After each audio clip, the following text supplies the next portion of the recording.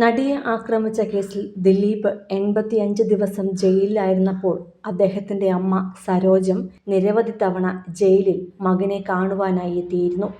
മകന് നീതി കിട്ടാനായി മുഖ്യമന്ത്രിക്ക് കത്തയക്കുകയും അന്വേഷണ ഉദ്യോഗസ്ഥരെ മാറ്റണമെന്ന് ആവശ്യപ്പെടുകയുമെല്ലാം ആ അമ്മ ചെയ്തിരുന്നു. ശേഷം ദിലീപ് ജയിലിൽ നിന്നും പുറത്തു വന്ന ശേഷം ക്ഷേത്ര ദർശനം നടത്തിയപ്പോഴും അമ്മ സരോജം മകനൊപ്പം ഉണ്ടായിരുന്നു. എന്നാൽ ആ അമ്മ ഇപ്പോൾ വാർദ്ധക്യ സഹജമായ അസുഖത്താൽ കിടപ്പിലാണ്. ഓർമ്മകൾ പൂർണ്ണമായും പോയിക്കഴിഞ്ഞ സരോജം ഇപ്പോൾ വീട്ടിലെ കാര്യങ്ങളൊന്നും അറിയുന്നില്ല. മകൻ കുറ്റവിമുക്തനായതുപോലും മനസ്സിലാക്കാൻ കഴിഞ്ഞിട്ടില്ല. ആരൊക്കെ വീട്ടിൽ വരുന്നുണ്ട് പോകുന്നുണ്ട് എന്നൊന്നും ആ അമ്മയ്ക്കിപ്പോൾ തിരിച്ചറിയാൻ പോലും കഴിയുന്നില്ല.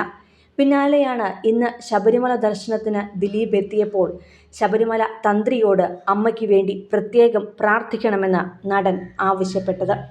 ദിലീപ് കുറ്റവിമുക്തൻ ആയ ശേഷം ക്ഷേത്ര ദർശനങ്ങളുടെ തിരക്കിലാണിപ്പോഴുള്ളത്.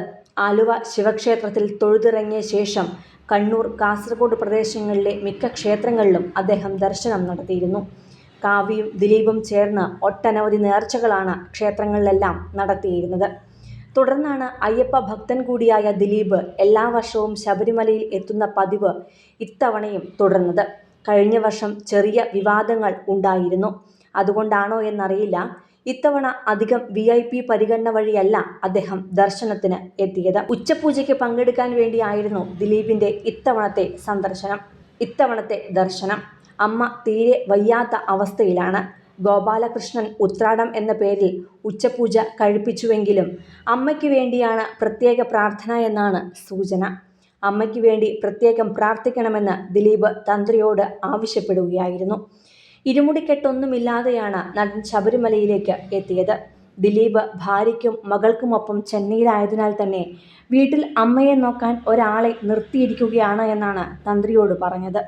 ദിലീപും കാവ്യയും ചെന്നൈയിലായിരുന്നപ്പോഴാണ് അമ്മ വീട്ടിൽ ആദ്യത്തെ തവണ കാൽ തെറ്റി വീണത്. തുടർന്ന് കാലിൻ്റെ എല്ലിനടക്കം പൊട്ടലുണ്ടായി. പിന്നാലെ സുഖം പ്രാപിക്കും മുന്നേ തന്നെ 2 തവണ കൂടി വീഴുകയും ചെയ്തു. ഇതോടെയാണ് ആരോഗ്യസ്ഥിതി ഏറെ വഷളായത്.